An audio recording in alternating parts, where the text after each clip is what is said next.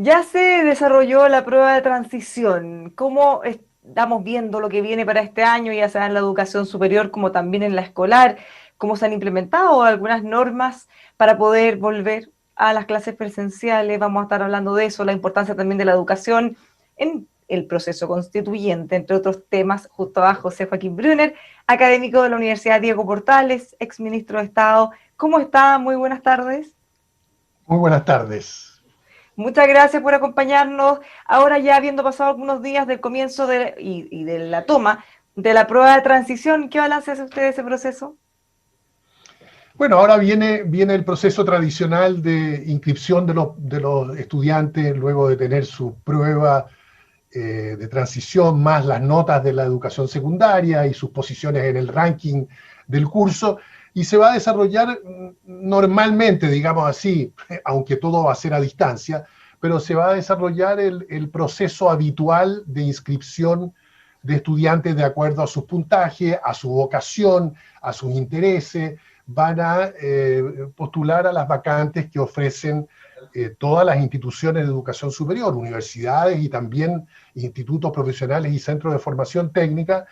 Y bueno, tendremos que esperar y ver, digamos, a partir de los primeros días de marzo, si se han llenado todas las vacantes. Seguramente va a haber algo menos de demanda de vacantes por las razones obvias, digamos, tanto sanitarias como particularmente razones económicas, a Bueno, pesar de que vimos una que buena parte. disminuyó Sí, también la cantidad de jóvenes, de personas que rindieron la prueba. así es, así es. De modo tal que más interesante va a ser ver qué es lo que ocurre después, es decir, cómo va a empezar a funcionar el año académico y también el año escolar, pero cada uno tiene sus propias características. Y en el caso del año académico, particularmente las universidades, yo creo que van a funcionar en esto que se ha llamado un año híbrido, o sea, básicamente va a haber una mezcla de presencialidad y de educación a distancia cada vez más sólida, mejor soportada, digamos, porque todas las universidades obviamente han estado aprendiendo durante el año pasado. Bueno, justamente conversamos con el rector de la Universidad Católica y él nos contaba que efectivamente habían aprendido, habían tenido también como una de las prioridades dotar a los alumnos que no tenían los medios, más que nada dispositivos para poder conectarse también. ¿Cómo ve usted que puede seguir esto de esa manera y también en la educación escolar? A ver, en la educación universitaria efectivamente conozco de manera directa por haber estado discutiendo este tipo de temas con varias de las universidades a lo largo del territorio nacional. Todas han hecho seriamente un esfuerzo particularmente por ayudar a los estudiantes más vulnerables de zonas más apartadas, cosa que en regiones, no sé, cualquiera de ellas, región del Maule o más al sur y también en el norte, hay mucha gente que viene de fuera de los centros urbanos, a veces de bastante distancia y que no tiene buena conectividad. Bueno, esos temas hasta donde es posible abordarlo desde el punto de vista de la universidades se ha hecho, y luego los profesores nos hemos capacitado, hemos mejorado, digamos, el uso de las tecnologías, nos hemos habituado a ello y estamos, por lo tanto, en condiciones, creo yo, de volver a hacer este esfuerzo y de solicitarlo a los estudiantes, porque es efectivamente un esfuerzo enorme para ellos también. Y en este año tan complejo, en distintas cosas, en distintos ámbitos relacionados a la educación, ¿qué le parece lo que ocurrió con el proceso de admisión del nuevo Colegio Municipal de Las Condes? Por un lado tenemos una crisis económica que probablemente ha dejado mal a muchas familias, se presenta este proceso, en pocos minutos se llenaron todas las vacantes, ¿cómo lo podemos interpretar? Bueno, es que efectivamente es una oferta muy atractiva, es un colegio hecho en un municipio con muy buen volumen de dinero, que tiene en general una gestión relativamente efectiva de sus propios colegios municipales, y esto en un momento donde efectivamente un número importante de padres cuyos hijos estaban inscritos en colegios privados pagados, y que ahora tienen dificultades para poder mantener el pago de la cuota mensual y la matrícula para otros hermanos que quieran ir allá, han optado por un colegio que en realidad es un colegio público municipal, pero que todo el mundo tiene la expectativa, y creo que es realista hacerse esa expectativa, de que en este caso ese municipio va a haber montado un colegio de buena calidad. Y la gente está buscando, eso también lo muestra, está buscando calidad. Lo que busca es colegios que funcionen bien, que sean efectivos, con un buen plantel de profesores, que mantenga una buena comunicación con los padres y apoderados, y sobre todo que tenga un clima de aprendizaje, es decir, que esté dedicado intensamente a los procesos de enseñanza y de aprendizaje. Y además una infraestructura que ya lo sabíamos, era un colegio que hasta hace poco tiempo era un colegio particular pagado. Efectivamente, O sea, se estaba. espera que mantenga el estándar en el fondo. Así es, y no van a tener problemas de hacerlo, y todo lo que uno ha visto en estas semanas a través de la televisión o de cualquier otro medio, muestra que efectivamente el colegio estaba perfectamente disponible en términos de su infraestructura, y lo que ha hecho el municipio es acondicionarlo a las nuevas realidades, porque todos los colegios, y este es uno de los grandes desafíos a medida que se empieza a hablar del retorno a clases presenciales, el gran esfuerzo es de gestión de la infraestructura que tienen, combinado con la gestión de las medidas sanitarias que vienen de los protocolos del Ministerio de Salud y del Ministerio de Educación. Y eso para muchísimos colegios a lo largo del país es una tarea de enorme envergadura, porque no tienen las facilidades, no tienen buenas capacidades de gestión, no tienen la infraestructura adecuada, y mucho menos van a poder implementar rápidamente todas estas medidas sanitarias, de modo tal que ahí hay un gran desafío en el nivel del sistema escolar. ¿Cómo ves esa discusión que se viene desarrollando hace tiempo, o quizás la no discusión? Porque hemos visto por mucho tiempo al ministro de Educación un poco solo en esa lucha para el retorno presencial. Si nosotros miramos experiencias de otros países, en Europa, incluso en momentos muy duros de contagio, siguieron con las clases presenciales por la importancia que tiene para los niños. ¿Va a cambiar el escenario de aquí Sí, a marzo? yo creo que hay un ambiente distinto. Hoy día yo creo que hay por lo menos tres cosas que la gente tiene crecientemente clara, y uno lo ve en los sondeos de opinión, en las encuestas, etcétera. Primero, en realidad la mayor parte de los padres y apoderados hoy día desean el retorno de sus hijos a clases presenciales. Por otro lado, efectivamente, no todos los colegios pueden asegurar que tienen todas las condiciones y que cumplen con todos los requisitos de los protocolos, y desde ese punto de vista el alegato del colegio de profesores, que a veces es exagerado ciertamente, porque no distingue las situaciones, sin embargo apunta a un problema real. Uno no puede retornar a clases solamente porque lo quieran los padres y porque la autoridad esté dispuesta a avalar, digamos, el retorno a clase, sino que necesita que en cada colegio tenga las condiciones, y eso supone una tercera cuestión que hemos aprendido: cada colegio tiene características muy particulares, ¿Puede ¿no? Y haber ahí, tendrá perdón, un también, problema comunicacional quizá con el colegio de profesores? Porque muchas veces la gente le queda la sensación de que ellos no quieren que se vuelva bajo ninguna sí, circunstancia, sí, que quizás es distinto de decir, sí volvamos, pero con las condiciones. yo creo que ha habido un problema tanto del ministerio como del colegio. Primero del ministerio, porque durante largo tiempo daba la sensación de que, más allá de cualquier otra consideración, lo que consideraba absolutamente necesario era desde ya o lo antes posible volver. En realidad el ministerio nunca dijo así tan brutalmente las cosas, pero se transmitía de esa manera. Y el colegio aparece diciendo, como usted señala: mire, nosotros en el fondo dando la sensación de que no quieren que se vuelva a clase hasta que en realidad la última persona en Chile esté vacunada, cosa que es completamente absurda y que va en contra de la práctica en todos los países del mundo. Lo que sí hay que reconocer es que hay que darle a cada colegio la autonomía, pero también la responsabilidad y el deber de preparar las condiciones y de adaptarlas flexiblemente. Algunos podrán empezar por los jardines infantiles, otros querrán comenzar por el cuarto año de la enseñanza media, otros querrán tener un sistema con turnos donde a los alumnos vienen algunos un día y otros otro día. En fin, todas esas cuestiones no se pueden resolver con reglas generales para todos los colegios del país. Tiene que hacerse efectivamente de acuerdo a lo que decida cada centro educacional. No, y además considerando también cuáles son sus propios problemas de infraestructura, quizás en algunos casos puedan recibir más, menos niños. Así es. Esa flexibilidad va a ser la que finalmente le va a dar la confianza a la gente, que pueda mandar a sus Eso niños. es, eso es. Y además la gente sabe si el chico está en un colegio rural es completamente distinto si está en un centro urbano, si está en un centro urbano y está en zonas donde todavía hay una cierta circulación importante del virus. En fin, todo ese tipo de cuestiones en realidad no es la autoridad central la que va a poder manejar para, no sé, más de 10.000 establecimientos el detalle de las cosas. Tiene que confiar en la dirección de los colegios y en la dirección de los colegios tiene que trabajar con, por un lado, sus propios profesores y por otro lado, con los padres y apoderados y ahí ir creando para cada colegio su propia trayectoria de retorno. Esto que hemos visto, lo difícil que ha sido adaptarse, ya sea para los colegios y los institutos de educación superior, ya sean públicos, privados también, de alguna manera nos abre nuevamente el debate de cuál es el rol que deberían tener. Y justo en medio de un proceso constituyente, qué mejor momento para discutirlo.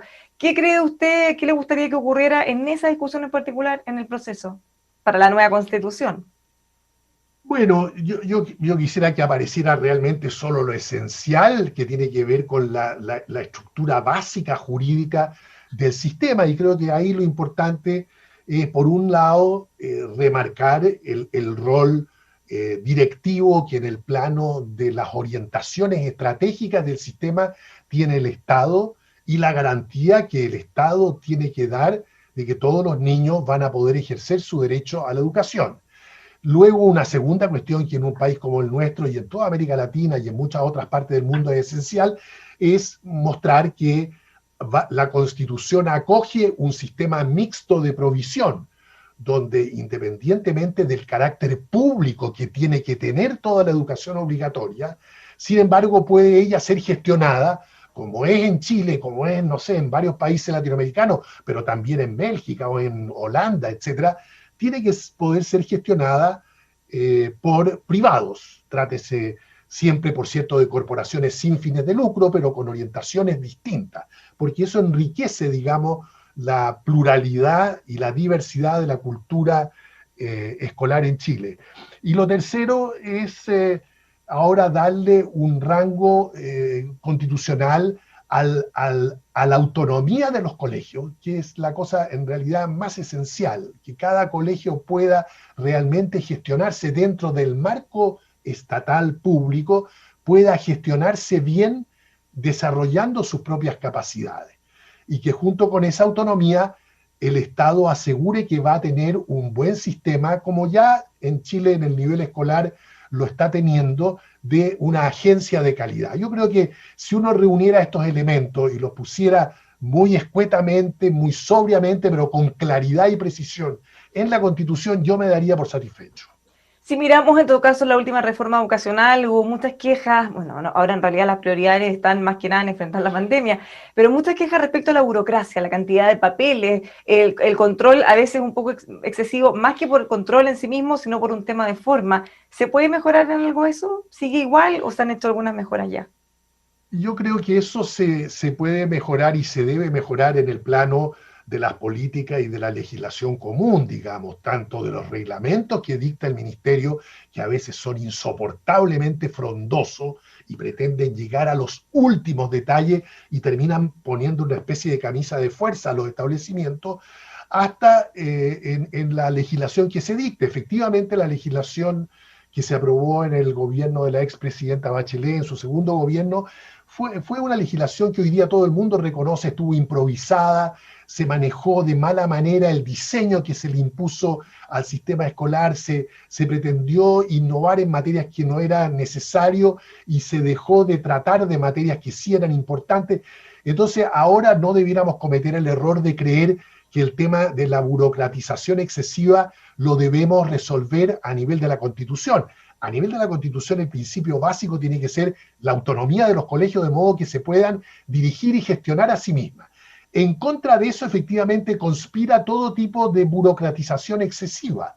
Una regla básica de carácter burocrática necesita el sistema porque es un sistema público, pero luego tiene que haber un ámbito muy importante de independencia para que los colegios puedan, cada uno de ellos, llevar a cabo su propio proyecto educativo. Y esa es lo que la experiencia internacional muestra como uno de los fundamentos de la calidad en la educación de los colegios, el que tenga cada uno su propio proyecto y lo pueda gestionar autónomamente. Ahora, esto va a depender también bastante de cómo quede conformada la Convención Constitucional. ¿Cuáles van a ser las fuerzas mayoritarias? Si es que alguien va a lograr o no un tercio o eventualmente los 2 tercios, que es más difícil. ¿Cómo ve eso y cómo lo ve especialmente después de que ya se inscribieron la lista? Bueno, yo creo que ha habido un fenómeno interesante en contra de tantos malos presagios que a veces uno escucha circular. En realidad hubo un proceso bastante ordenado, por cierto que con las típicas fricciones de última hora entre las coaliciones. Efectivamente la legislación no le daba a los independientes todas las condiciones para poder competir en igualdad de condiciones, pero más allá de eso, que son todos problemas más bien secundarios y técnicos de cómo está diseñado el sistema, me parece que hubo una manifestación de voluntad, tanto de los partidos como de independientes, de organizaciones de todo tipo, fundaciones vinculadas a la educación, personalidades vinculadas a la educación, con experiencias interesantes, que se han hecho presentes, entre otras cosas, porque quieren representar en la convención constituyente, darle una voz especial al fenómeno educacional. Todo eso a mí me parece muy positivo.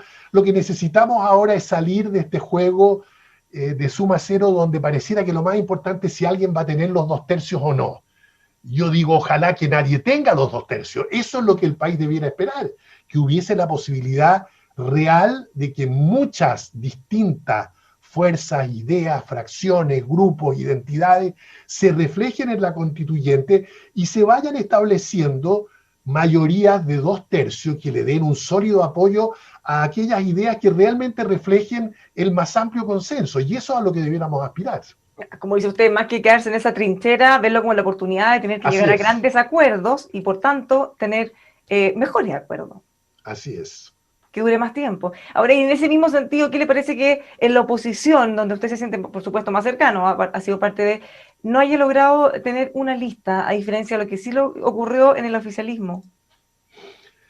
Bueno, refleja una realidad. Yo no es que haya sido parte, soy parte de esta oposición, por mucho que a veces me duela y me moleste, digamos, la incapacidad que la oposición muestra en poder efectivamente organizarse y ofrecer al país proyectos e ideas consistentes para la etapa que viene.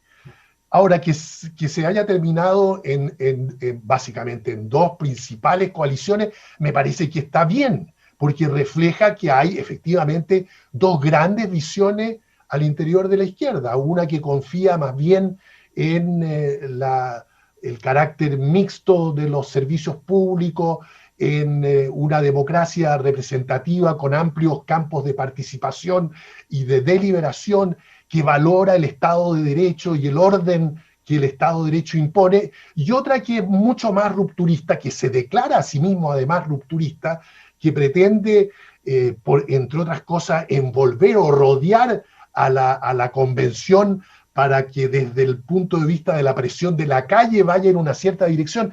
Esos son proyectos, uno, llamémoslo así, revolucionario, y otro reformista, que en todas partes la izquierda tiene esas 2 caras. Y a mí me parece bien que en Chile, en vez de seguir en esta confusión y ambigüedad de que todos vayamos juntos porque todos somos de oposición, nos hayamos dado cuenta de que en realidad tenemos 2 proyectos distintos y que esos proyectos tienen que competir y que al final tendrá que imponerse, espero yo, un proyecto reformista, democrático, socialdemocrático y progresista. Bueno, justamente en ese, como dice usted, podría llegar a un punto en el que estas 2 izquierdas tengan que converger, eventualmente en un candidato. ¿Qué le parece la erupción de Paula Narváez, exministra, la presidenta Bachelet, del Partido Socialista, que ha sido y ha generado ahí un revuelo bien grande, por lo menos dentro de su partido? Sí, pero a mí me parece que en realidad en este momento está bien que se declaren candidaturas. Ya hay muchas, ya hay, no sé, en el total de las grandes coaliciones, tanto de derecha como de izquierda, hay un total de, no sé, 10, 15 candidaturas. A mí me parece que todas tienen todavía un carácter muy frágil en el sentido de que se declaran más bien por la intención y por el interés que la persona tiene de concursar, y la persona dice lo que es políticamente correcto decir: yo estoy por la unidad dentro de mi coalición y yo quiero servir al pueblo y yo quiero... Bueno, pero en realidad lo que a esta altura ya empieza a ser necesario es que aquellos que están interesados en concursar digan efectivamente qué los mueve, cuál es la idea fuerza que quieren representar, a qué es lo que quieren llamar a la ciudadanía y al país. Y eso todavía no ocurre en general. Puede ser que uno haya dicho un poquitito más, pero en general todo esto todavía es muy precario, de modo tal que yo veo el ingreso de Paula Narváez, así como he visto el ingreso de todos los demás candidatos, como la primerísima señal que se le da al país de que alguien está interesado en concursar. Ahora nos tienen que decir por qué en realidad quieren concursar y qué es lo que están proponiendo. Bueno, tal como dice usted, muchos están apostando a que una figura como ella pueda agrupar o conglomerar a sectores más, como decía usted, más extremos, más radicales, y los sectores más moderados entre los más progresistas o reformistas radicales. ¿Puede ya eventualmente generar una cosa así o todavía es muy temprano? Yo creo que muy temprano para saberlo, porque no ha dicho qué es lo que ella representa. O sea, es difícil que nosotros, que somos los que necesitamos sentirnos representados, podamos decidir o decir algo mientras la o el candidato no diga efectivamente cuál es el proyecto que quiere impulsar. Decir que uno viene de una cierta vertiente, por ejemplo, del bacheletismo, etcétera, no dice absolutamente nada a esta altura. Además, el bacheletismo en realidad tuvo grandes problemas, por algo terminó después de 4 años teniendo que darle paso a un segundo gobierno del presidente Piñera, de modo tal que en realidad lo que importa es qué es lo que está planteando cada candidato y cada fuerza que lo apoya para el futuro del país, sobre todo en un momento en que el futuro mismo está tan turbulento, en que el país va a vivir condiciones económicas extraordinariamente austeras. Entonces, yo quiero ver cómo se hacen cargo de estas nuevas condiciones, que es todavía la pandemia por un cierto tiempo, pero particularmente por lo menos una década de grandes dificultades económicas. Entonces, si un candidato no habla de ese tipo de cosas y si no dice cómo igual en medio de toda esta austeridad pretende hacer crecer la economía para poder sostener programas sociales y derechos para la gente, etcétera, no sirve. Entonces, eso es lo que uno tiene que esperar ahora de los candidatos. Vamos a quedar muy atentos entonces a qué novedades vamos viendo. Muchísimas gracias por conversar con nosotros. Que tenga una muy buena semana, José Joaquín. Igualmente, hasta luego. Los dejamos invitados a que sigan informándose junto a nosotros aquí en emol.com.